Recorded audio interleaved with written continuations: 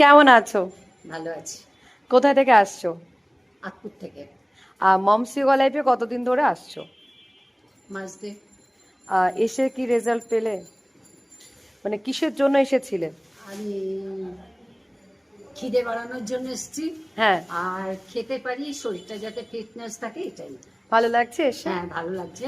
বাকি বাকি যে সমস্যা বলেছিলে যে আমার খিদে হচ্ছে না, সেটা নিয়ে এসেছিলে? না, সেটা এখন মিটে গেছে। আমার খিদে হয়েছে, আমি খুব হ্যাপি। এর জন্য আমি ভীষণ ভীষণভাবে হ্যাপি।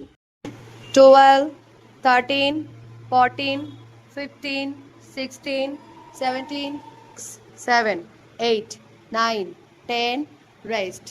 ছেড়ে দাও। 4, 5, 6, 7, 8, 9, 10,